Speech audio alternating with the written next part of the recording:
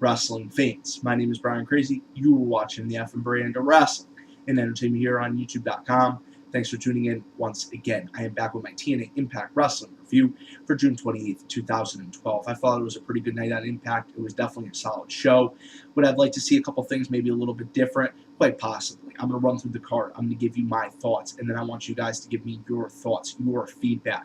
Not everybody in this community shoots videos, but that's your way to respond to me. You get to hear some of my thoughts, and I get to hear some of yours. And rest assured, regardless of what you have to say, if someone tries coming after you for your views, I will stand up for you.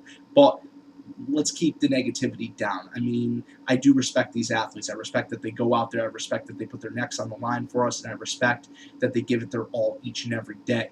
But when an athlete doesn't go out there, when he doesn't put on a good performance, when he doesn't give that effort, when he doesn't live up to his potential, then yeah, something needs to be said. But let's jump into TNA Impact. We start off the show with a recap of the situation between the general manager of Impact Wrestling, Hulk Hogan, and the X Division champion, soon-to-be former X Division champion, Austin Aries. And Austin Aries' big decision last week, is he going to relinquish the X Division title so he gets a shot at the World's Heavyweight title at the Destination X pay-per-view. Also, a recap of the situation between Dixie Carter, AJ Styles, and Claire, the woman who has been given a name. But then we go backstage. We see Dixie and AJ talking about the whole situation, it being over, Claire, and talking about taking care of Daniels and Kazarian once and for all. Also, they are promising that throughout the night we will hear Claire's story. She has sat down with the president of TNA Wrestling, Dixie Carter, and she will reveal exactly what happened.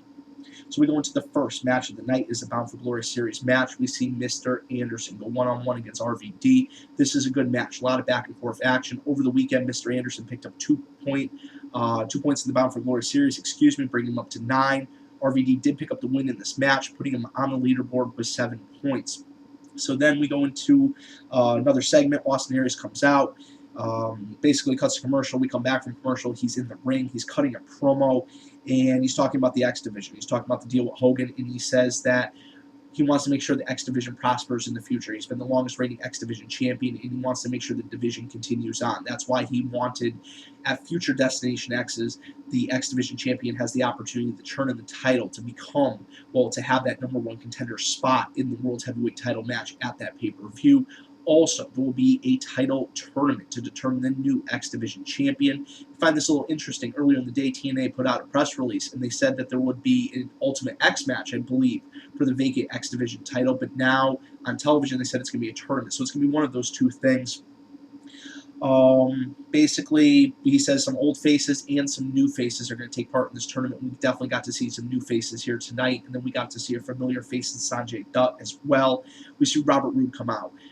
Cut a promo. These two almost break out into a brawl, and Robert Roode, in his typical fashion, never wants to fight when someone wants to fight him, but he'll sure get you from behind, and he'll win by any means necessary. But that's what a great heel does, and that's why Robert Roode is one of the best heels in professional wrestling today, is because he wins by any means necessary. You're always looking, what low is Robert Roode going to go to this week to pick up that win?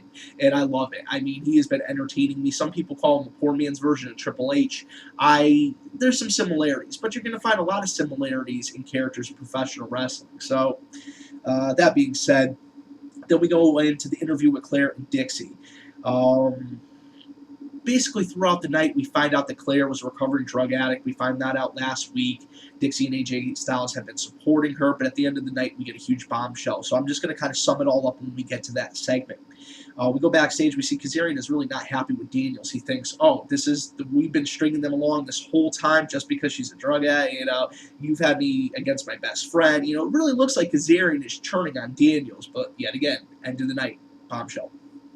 Then we go into the first X Division qualifying match for that tournament, or Ultimate X match, whatever they're going to do at Destination X. We see Sanjay Dutt return, and he goes against Rubix, who is actually Jigsaw from Chikara Pro Wrestling. This is a good match. We see a lot of back-and-forth action, and Sanjay Dutt really was impressing the TNA brass when he was working for Rocket King. That is TNA's India promotion. And speaking about TNA's India promotion, Chris Masters, who worked over there as American Adonis, and he's gotten a tryout. And I guess TNA officials were pretty impressed, but they have not brought him on yet. And Masters is not down about the situation. He thinks it's just a matter of time before he gets that opportunity. Chris Masters is a great talent. I hope he's featured soon. We saw Sanjay Dutt pick up the win. Then we go backstage with the gut check judges. Taeler Hendrix is the subject of the gut check tonight. She had a tryout match last week against Tara. Tara was vicious in this match, but Taeler Hendrix shows a lot of heart. She's a recovering survivor of cancer, and she is just an incredible athlete. Yes, she's green. Yeah, she has a long way to go. But if they came into the business already knowing everything, where would they go from there? They can only get better from here. They can only get better. I mean, come on. I mean, a lot of people are just not. We need new stars. We need new stars. Not that the legends need to be pushed away. Hell, I love the legends. Maybe I'm a little too nostalgic at times. But we do need new stars, and this is the way to do it. Let them showcase their talents. Let the fans get emotionally attached to them. You watch a match, like, example, a couple of these X Division matches, you can tell that the crowd was a little dead. They weren't familiar with these characters. There's no emotional attachment. There's no reason that they're going to be putting it all on the line for these guys. If you guys follow me, I'm sure. Then we go into another we go into another Bound for Glory series match. We see Samoa Joe pick up the win over Bully Ray by submission. This is after Joseph Park comes out and he causes distraction, smacks Joe right in the face. And Joe's got some new ring attire. He really looked like he belonged at WrestleMania 9, the one that came from Caesar's Palace. I'm sure you guys remember that. Guys, I saw Impact. I'm sure you get what I'm saying. But Joe's an incredible athlete. I'm glad to see him finally picking up a win. But Bully Ray really should be in the main event. I mean, they've been pushing this guy for the last year. He has what it takes. And before he's at that spot where he can't work a full-time schedule anymore. I mean, he's still in great shape. He's in probably the best shape of his life. He cuts incredible promos. He is very athletic for a bigger guy, and I really think it's his time to be pushed. Not saying that necessarily he needs to have the title put on him, but feature him in a main event level match. I mean, I think Bully Ray, Brother Ray, Bubba Ray Devon, whatever you want to call him, the man from Hell's Kitchen, New York, deserves an opportunity. Then we go into a segment with Dixie and Claire, more of the same, talking about this whole situation. We'll sum it up in a little bit.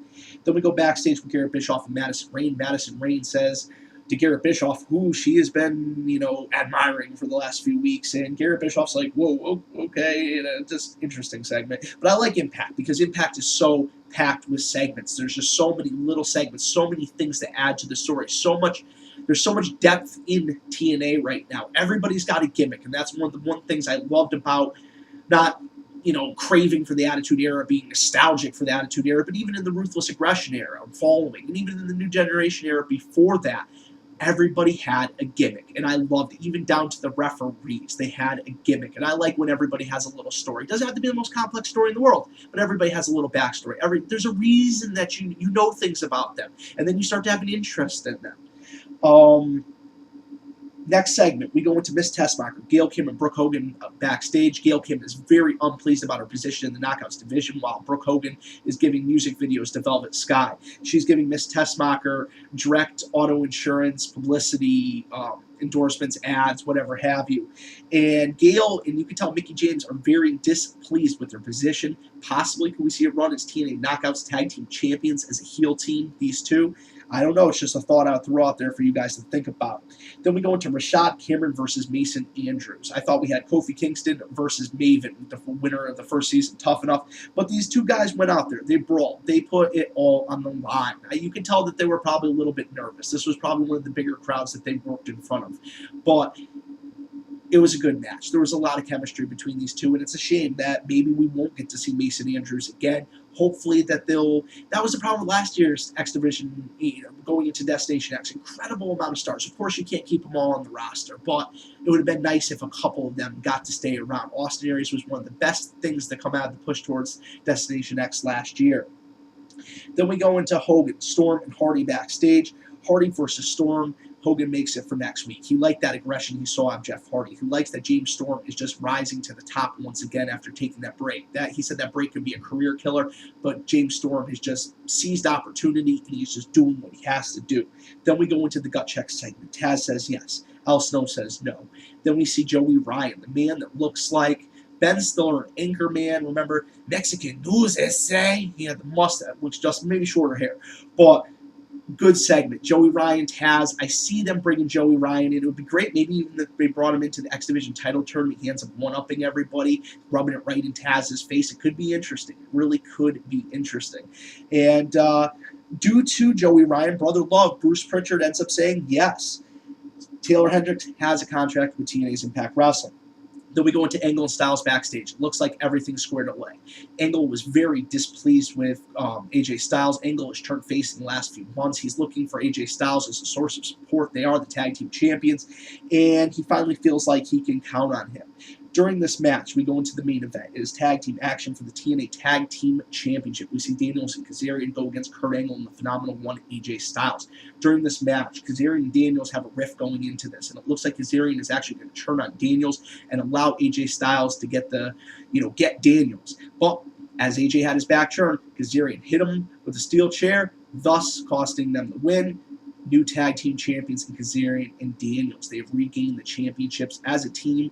I believe this is the second time in this current run. I don't know if they've held the titles previously in the past. I honestly just can't remember off the top of my head. But the bombshell comes out at the end of the night. AJ supposedly is the father for that girl, the girl Claire Lynch, father of the baby. What is Dixie Carter's whole role in this? She's just a benevolent benefactor. She's just helping a drug-addicted girl. Maybe they were helping a drug-addicted girl, and then AJ and Claire ended up getting into some sort of relationship. It's very interesting, and I want to know your guys' thoughts. I want to know your guys' feedback, and drop your comments below. For the F and Brand of Wrestling and Entertainment here on YouTube.com, my name is Brian Crazy. Catch you later.